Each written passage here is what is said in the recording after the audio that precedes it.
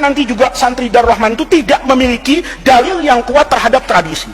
Kamu silahkan buka buku fikih mazhab apapun, ya, selama mazhab itu mazhab yang muktabar.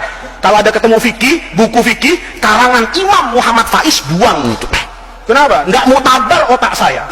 Tapi kalau karangan itu intisab kepada mazhabnya Imam Abu Hanifah, mazhabnya Imam Malik, mazhabnya Imam Syafi'i, mazhabnya Imam Ahmad, misalnya kamu belajar lagi ada mazhabnya Imam Auza'i misalnya, ada mazhabnya Lais bin Sa'ad misalnya, ada mazhabnya Imam Abu Thawr misalnya, ketemu semua itunya, kamu baca deh.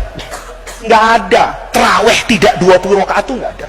Tuh di rumah Pak Kiai, ambil buku fikih yang paling gede dari setiap mazhab, ya, dari setiap mazhab.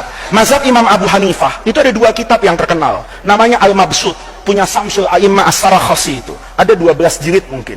Itu mazhabnya Imam Abu Hanifah. Ada yang lebih enak lagi, Bada'i'us Shana'i fi Tartibis Syara'i, karya Imam Al-Kasai itu, ya. Itu kira-kira 8 jilid. Itu mazhab Hanafi. Pindah ke mazhab Maliki, ada kitab namanya Al-Istizkar, itu 32 jilid, itu syarahnya Muwatta itu, ya, ada di rumah Pak Kiai. Ada kitab Mawahibul, semuanya mazhab Maliki. Mazhab Syafi'i ada Majmu' itu, yang paling besar lah, karangannya Imam Nawawi. Mazhab Imam Ahmad bin Hanbal ada namanya kitab Al-Mughni, punya Ibnu Qudamah, itu fikih yang luar biasa, dibacanya enak, cetakannya bagus, 15 jilid, ada di rumah Pak Kiai. Itu ulama-ulama semuanya ketika mengatakan qiyamul Ramadan itu adalah isruna rakaatan. Jangan orang sekarang bilang itu nggak ada dalil hadisnya. Apa Imam Nawawi yang saya cerita hebat kayak gitu itu lebih bodoh dari profesor sekarang, lebih bodoh dari dokter sekarang, lebih bodoh dari ustadz yang cuma belajar di Saudi 3 tahun 4 tahun itu. Ini supaya kita itu dalam beragama itu rendah hati gitu loh. Orang yang sedemikian alim itu mengatakan tarawih itu 20 rakaat. Sekarang banyak orang mengatakan tarawih 20 rakaat itu bid'ah karena dulu Nabi ini kan nggak tahu, dia bilangan tarawih itu tidak pernah ditentukan oleh Rasulullah.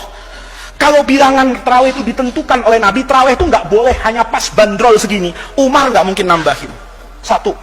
Yang lebih hebat lagi, mazhabnya Imam Malik itu ngambil fikihnya khalifah yang terkenal Umar bin Abdul Aziz.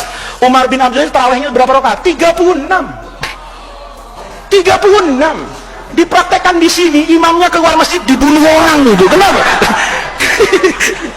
Kenapa? Lama. Coba lihat. Kamu buka fikih itu, apa logikanya? Dulu semua itu sepakat tarawih itu 20 fikih itu.